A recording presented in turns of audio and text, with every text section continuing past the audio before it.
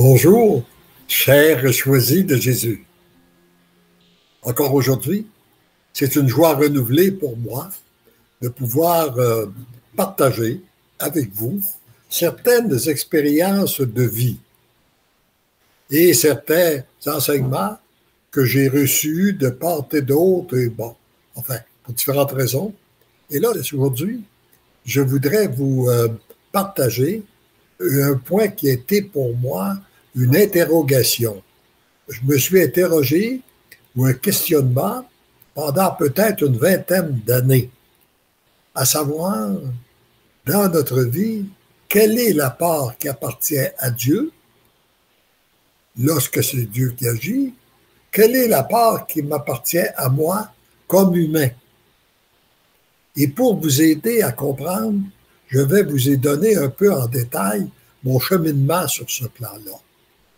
D'abord, moi, j'ai commencé, mon travail, ça a été de travailler dans la vente d'assurance.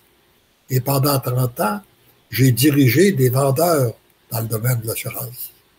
Je voulais leur enseigner le chemin du succès et je leur disais, c'est toi qui vas faire ton succès. C'est de la façon dont tu vas travailler, ta compétence, etc., etc. Bon. Alors, j'ai enseigné ça pendant nombre d'années. Et puis, un jour, on découvre le renouveau charismatique. Alors là, en découvrant le renouveau charismatique, je suis surpris de la puissance de l'agir de Dieu. Parce que j'entends des témoignages, par exemple, d'une dame qui avait un mari alcoolique. Elle avait essayé de l'arrêter de boire, jamais, ça n'a jamais fonctionné. Un jour, elle le donne au Seigneur, et le Seigneur le libère. Bon, alors c'est intéressant. Un autre tantôt, c'est un homme qui a une femme qui querelle tout le temps, qui est très difficile à endurer. Il la donne au Seigneur, le Seigneur la transforme, elle devient agréable, elle devient aimable. Bon, c'est magnifique. Un autre tantôt, c'est un type qui a une entreprise qui est sur le bord de la faillite, elle va plus mal, elle va mal. Il la donne au Seigneur, puis toute la situation se replace, puis finalement, son entreprise va bien. Alors là, je me dis, bon, ben donc, Dieu est beaucoup plus puissant que nous. Il agit beaucoup plus que nous. Ça veut dire qu'au lieu de penser que le succès dépend de nous, il faudrait donc qu'on se branche sur Dieu, puis qu'on le laisse agir. Et là, je rencontre un jeune homme, et je lui demande, qu'est-ce que tu fais? Il me dit, je ne travaille pas. Moi, je suis renouveau, que je suis dans le charismatique, puis le Seigneur va me faire vivre. Le Seigneur est tout puissant, puis il va me faire vivre. Alors là, ça vient ébranler complètement. Je dis, oui, moi, je crois en lui, mais là, ça me semble pas de bon sens qu'il va nous faire vivre quand on ne travaille pas et qu'on ne veut pas travailler. D'ailleurs, Saint Paul a dit, celui qui ne veut pas travailler, qui ne mange pas.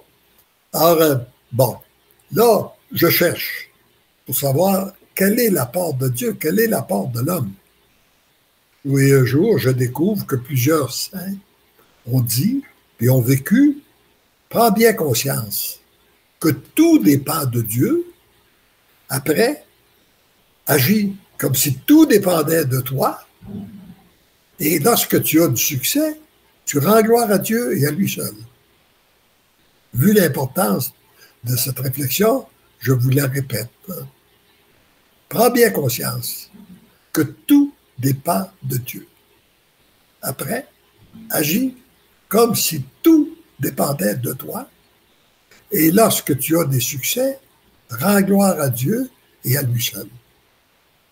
Mais moi, je cherchais encore un petit peu plus, d'essayer de découvrir un peu davantage. Et là, comme j'ai grandi en campagne, j'aime me retourner dans la nature puis voir ce que le Seigneur nous enseigne à travers sa création.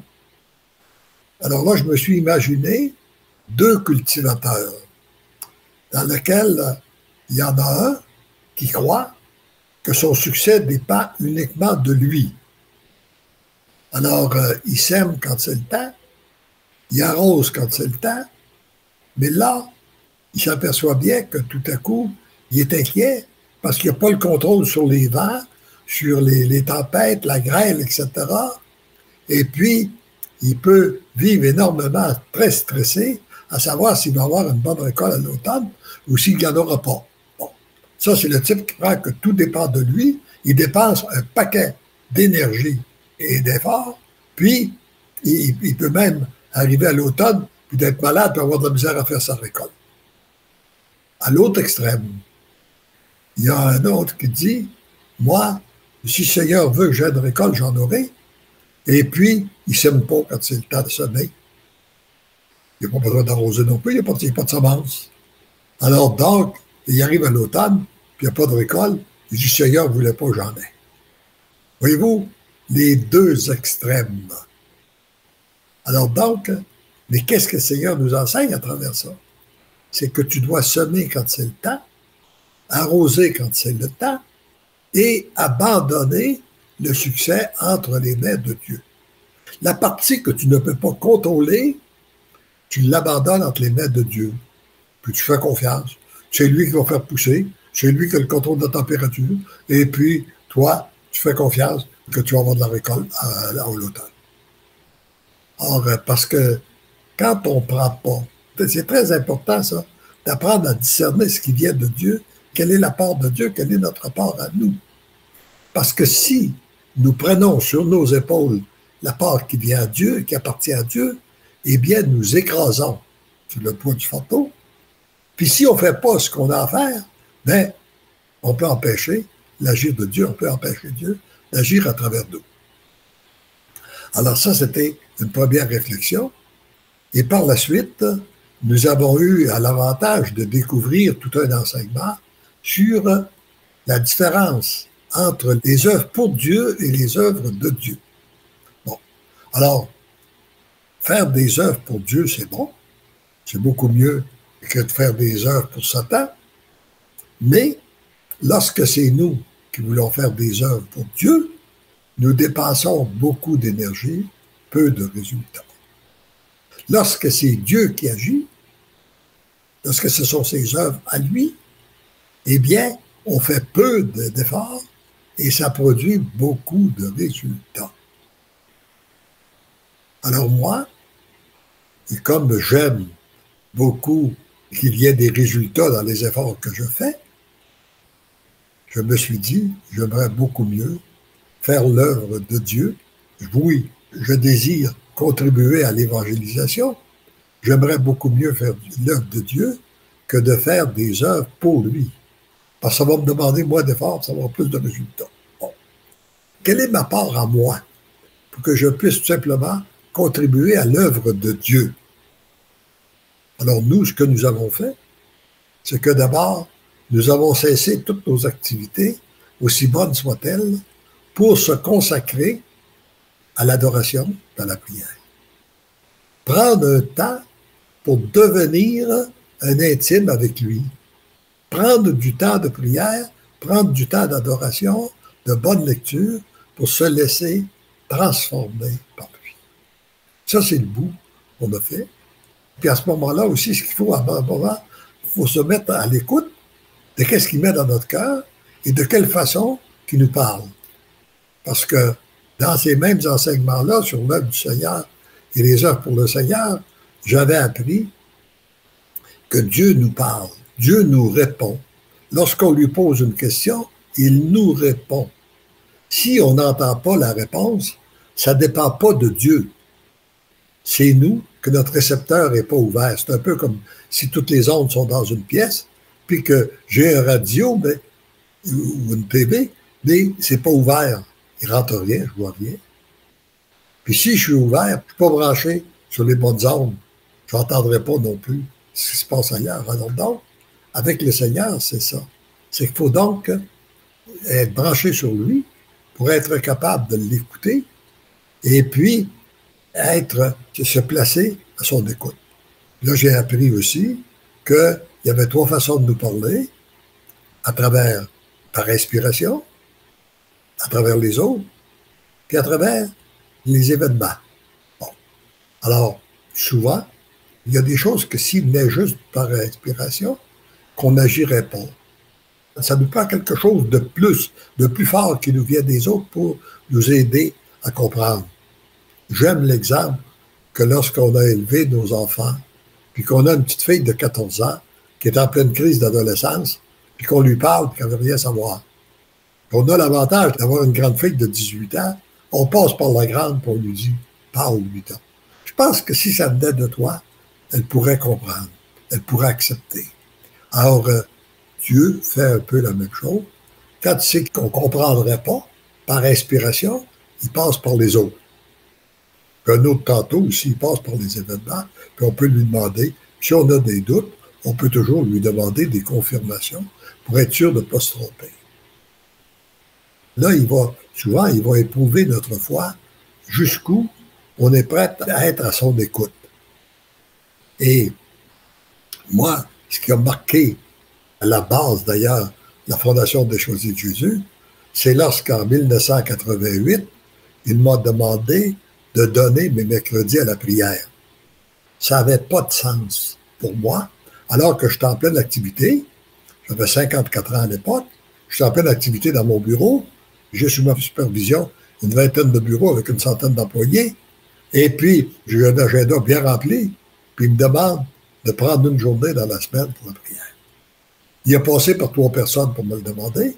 Les premières, je n'ai pas compris.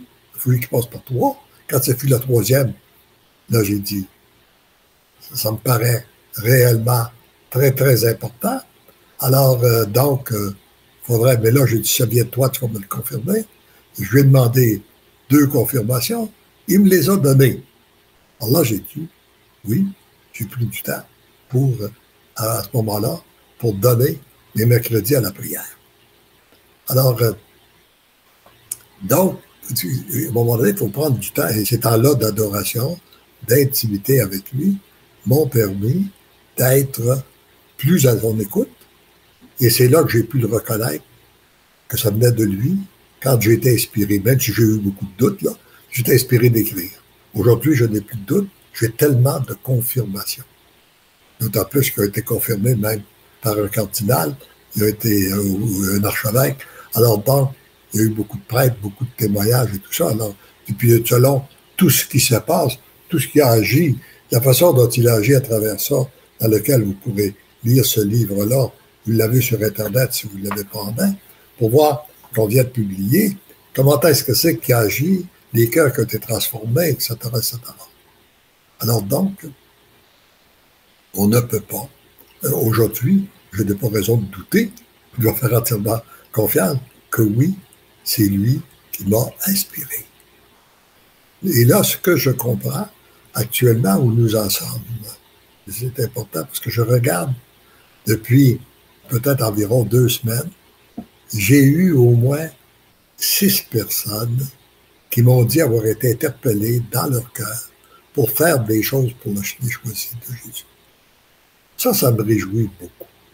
Et ça vient confirmer un enseignement que vous trouverez là-bas aussi dans les volumes. Une œuvre qui vient du Seigneur a 4 saveurs. La première, c'est que c'est abondant. Alors, dans les choisis de Jésus, c'est abondant. Il n'a pas juste donné un petit texte. Il a écrit, il m'a inspiré d'écrire 3 volumes. Et après ça, c'est délicieux.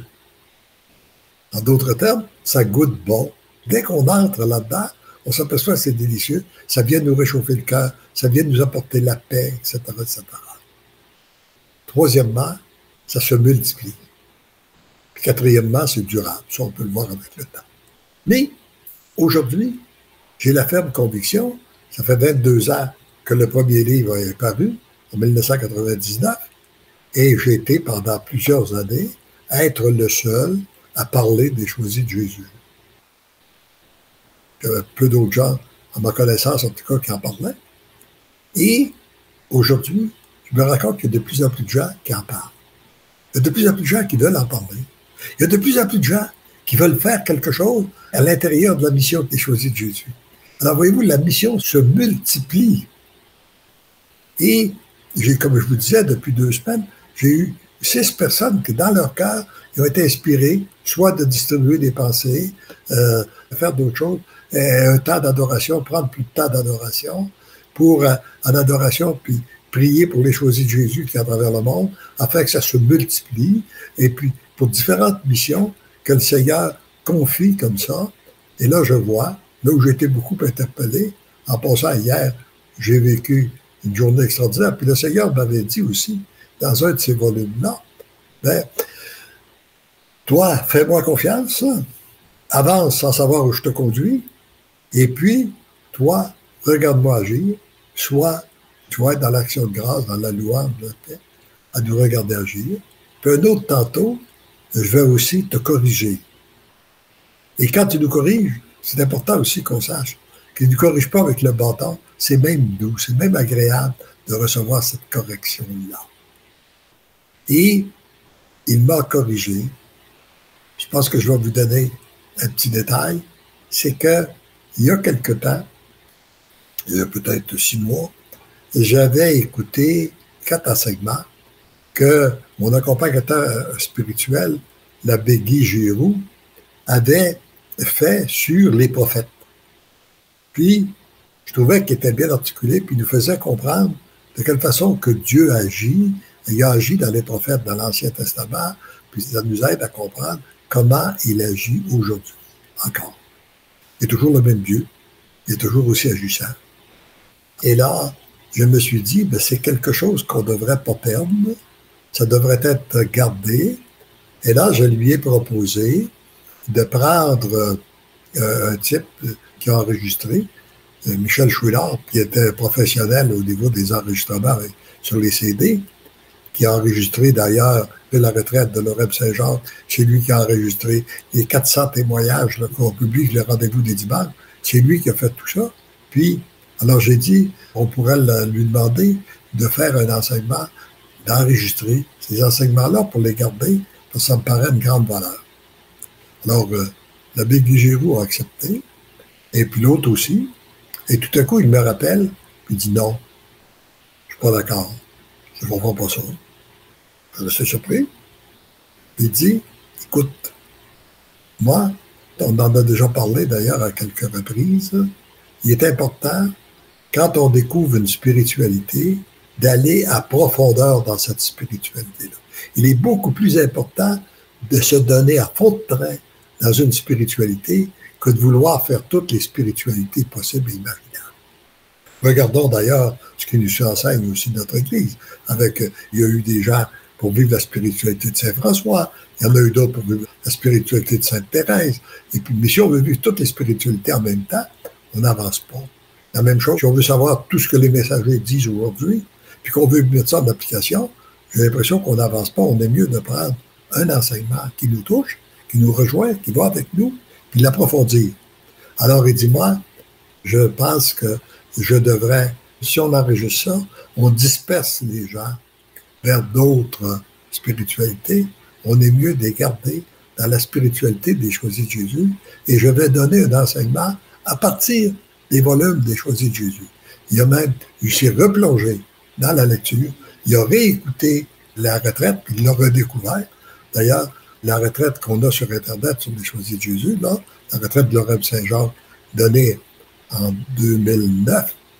Et puis, là, il a enregistré, finalement, il y a 6 CD d'enregistrés, là, pour préparer ces Facebook Live-là. Puis on les a enregistrés avec un professionnalisme pour être en mesure de les garder, de les conserver dans le temps.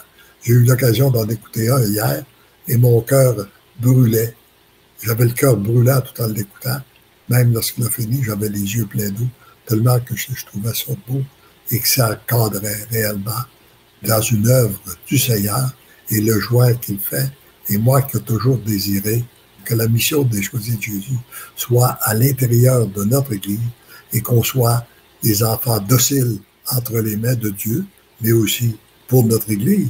Eh bien là, ça faisait un lien très, très étroit pour nous montrer que l'œuvre des Choisis de Jésus n'est pas une œuvre parallèle à la parole de Dieu, mais bien qu'elle est intégrée dans la parole de Dieu et c'est la continuité des messages de Dieu pour le temps particulier que nous vivons. Et ça m'a réjoui encore une fois. Je suis dans l'action de grâce, je suis dans la louange. Et ce que je constate, c'est que le Seigneur se multiplie actuellement. Et vous qui m'écoutez en ce moment, qui allez écouter ou qui allez écouter cet enregistrement dans le futur, c'est que si vous écoutez, c'est que vous êtes des choisis de Jésus. Je vous demande d'être attentif à qu'est-ce qu'il va vous demander pour le moment. Est-ce que vous avez besoin de passer plus de temps dans la prière, dans l'adoration? Est-ce que vous avez besoin de faire plus d'ossines? Vous avez besoin de donner vos oui? Vous avez besoin d'aller à la messe plus souvent pour vous laisser transformer? Et soyez attentifs à qu'est-ce qu'il va mettre dans votre cœur. Et est-ce que vous avez besoin de donner vos oui? Est-ce qu'il y a des oui qui n'ont pas été donnés? Est-ce que vous cherchez plus que vous priez Dieu pour que Dieu fasse votre volonté, ou si vous le priez pour que sa volonté se fasse en vous, pour que vous puissiez à sa volonté à lui? Alors donc, c'est autant de questionnements qu'on a à faire, et puis, mais d'être attentif. Si vous êtes attentif, dès qu'on demeure attentif à qu'est-ce qu'il met dans notre cœur, il nous parle. Puis vous allez ressentir la réponse parce que c'est délicieux en vous, ça vous apporte une paix. Puis peut-être qu'il va vous répondre à travers les autres. Peut-être qu'il va vous répondre à travers les événements. Je pense qu'il parle très fort, comme j'avais l'occasion de le dire ce matin. Il parle très fort à l'humanité, à l'heure actuelle, dans toutes les souffrances qui se vivent, à partir de la pandémie, qui se vit dans les pays, les guerres, et toutes les difficultés. Et puis de voir qu'on veut bâtir nos gouvernements qu'ils ne veulent plus, qui rejettent tout ce qui est de Dieu pour faire des gouvernements strictement laïques, etc., etc. On met Dieu de côté sur tous les plans. Et puis, on se dirige dans un monde de plus en plus de souffrance, de plus en plus d'accusations sur le dos de notre Église. Et puis, on ne sait pas trop, on devient... Eh bien, à travers ça, le Seigneur vient vérifier l'authenticité de notre foi. Est-ce qu'on met notre foi en lui ou si on met notre foi dans les humains? Donc, et là, ça vient vérifier. Et notre foi, en tant que baptisés, doit être une foi sans limite. Pour nous en convaincre, on a toujours à se rappeler que quand les adversaires de Jésus croyaient en avoir fini avec, qu'il n'y aurait plus de problème, qu'ils l'avaient crucifié, qu'il était dans le tombeau, eh bien, c'est à partir du tombeau qu'il est ressuscité, puis qu'il y a une nouvelle vie qui a commencé. Avec son ami Lazare, qui était son meilleur ami, il ne l'a pas guéri. Il guérissait une multitude de monde, puis il n'a pas guéri Lazare. Il l'a même laissé mourir. Il n'était même pas là quand il est mort. Mais il est allé chercher dans le fond du tombeau, après 4 jours, pour faire le plus grand miracle. Et encore aujourd'hui, il y a des cœurs qui sont touchés par le miracle que Jésus a fait à Lazare. Et d'ailleurs, c'est ce qu'on retrouve aussi dans le temps de tout l'Ancien Testament. Quand le peuple était rendu plus petit, et puis il y avait l'impression que plus rien marchait, le Seigneur suscitait un prophète, et puis là, tout à coup, ça reprenait la vie. Alors, le Seigneur est en train de rebâtir l'Église actuellement. Il est en train de rebâtir une société nouvelle, et c'est nous qu'il choisit pour aider à la construction de ce monde-là. Tout ce que nous avons besoin, tout ce qu'il a besoin de nous, c'est qu'on lui donne notre oui, sans condition, sans savoir où on va, et puis lui faire confiance, prendre du temps pour être en intimité avec lui, afin qu'on devienne des êtres d'amour, que son amour puisse passer par nous pour rejoindre les autres. Et vous lirez la pensée de ce jour, qui est extraite d'ailleurs du message numéro 30 du 2e volume. Et elle va dans cette lignée, mon tout petit, c'est toujours dans la foi pure que tu dois continuer à avancer sans savoir où cela te conduit. Voyez-vous, c'est quand on a mis notre confiance en lui, on n'a pas besoin de savoir où il nous conduit, on a juste besoin de savoir que c'est lui qui nous conduit. Et ça m'a permis aussi, ce texte-là, cette réflexion-là, m'a permis de comprendre l'enseignement de Jésus lorsqu'il dit « Si vous ne redevenez pas comme des petits-enfants, vous n'entrerez pas dans le royaume des cieux. » Alors, un petit enfant n'a pas besoin de savoir où il va, il a juste besoin de savoir qui le conduit. C'est ses parents, il est en confiance. Il se laisse aller complètement, peu importe ce qu'il y a alentour, peu importe ce qui se passe, lui, il est guidé par son père, sa mère, je ne sais pas où il va, mais il est en confiance. Alors nous, à partir du moment où nous avons donné notre oui à Dieu, que nous savons que c'est lui qui nous conduit, on n'a pas besoin de savoir où on va. On a juste besoin. Et quand on essaie d'avancer comme ça, moi, l'image que j'ai de la façon, ce qui se passe à l'heure actuelle avec les choisis de Jésus, je suis toujours de plus en plus émerveillé. Puis dans l'action de grâce, de voir de qu'est-ce qui se passe. Mais pour le voir, parfois, il m'est arrivé d'avoir un petit peu de lumière pour savoir un peu où on avance. Un peu comme le soir, lorsqu'on est dans une voiture, on a des lumières pour nous permettre d'avancer, mais on ne voit pas la route où on va. Mais en avançant, on arrive à destination. Et un autre tantôt, j'ai l'impression qu'il y a un carton dans le pare-brise. On ne voit absolument rien. Puis on est obligé de regarder dans le rétroviseur pour voir ce qu'il a accompli. Et quand je regarde dans le rétroviseur, puis que je vois la multitude de personnes, la mission qui a pris une ampleur, une valeur internationale, qu'il y a de plus en plus de gens, un peu partout à travers le monde, qui donnent leur vie au Seigneur et qui viennent nous témoigner que leur vie est transformée et qu'ils veulent travailler à l'œuvre du Seigneur, qu'ils veulent travailler, qu'ils veulent devenir des propagandistes, des missionnaires avec la mission des choisis de Jésus, eh bien ça réjouit mon cœur énormément. Ça me rend dans l'action de grâce. Et plus je regarde dans le rétroviseur, plus je regarde qu'est-ce qui se passe à tous les jours, eh bien plus je suis dans l'action de grâce, dans la louange, dans l'émerveillement. Et là, je m'arrête. On pourrait peut-être prendre quelques petites pensées. Je vois qu'il y en a une, oui, de Céline, ma petite nièce, en passant. Oui, je lui donne tout. Je le bénis. Et loue, je lui rends grâce. Merci Céline, c'est beau. Merci. Christelle qui dit « Merci Seigneur, Jésus, pour cette journée qui apporte de l'espérance. Tant au point de vue de toi qu'au point de vue famille, je te demande, non, je ne sais pas la balance, là, je n'aurai pas le lire, en tout cas. Bon, alors, il y a Rose qui dit bonjour Léon, mes chers choisis de Jésus, grand merci Seigneur de déverser sur nous des grâces en abondance. Oui, des grâces en abondance. Le Seigneur y enverse tout le temps des grâces en abondance. Est-ce que notre cœur est assez ouvert pour les accueillir? Mais ils sont au niveau du cœur, n'oubliez pas.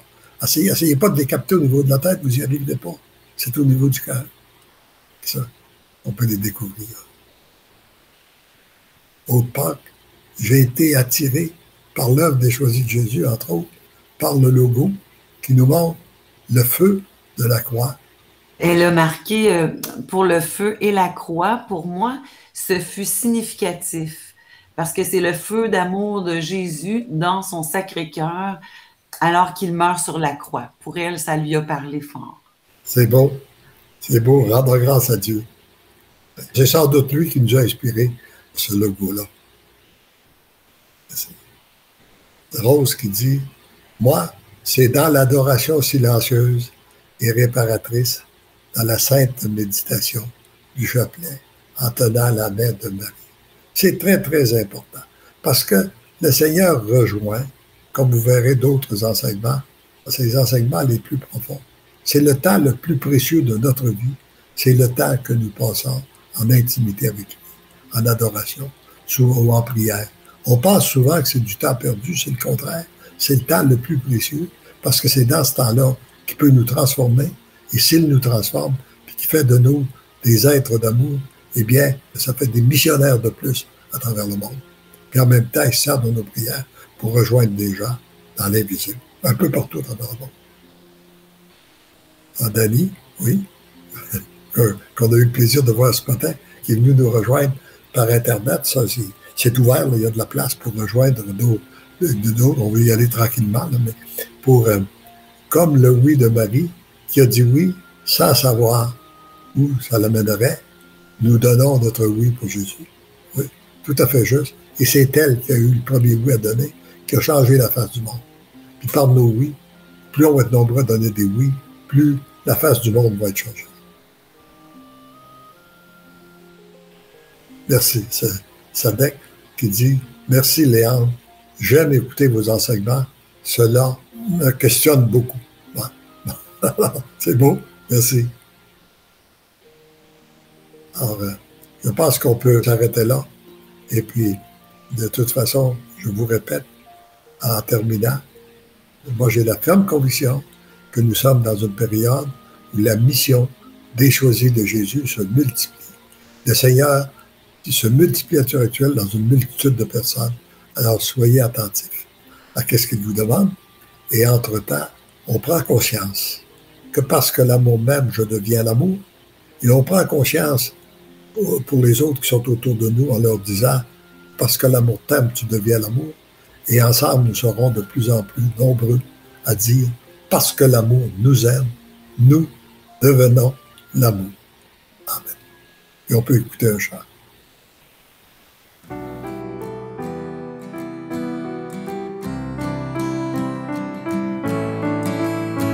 En toi, Seigneur, en toi je respire, j'accueille ton amour, je m'offre à toi, Seigneur.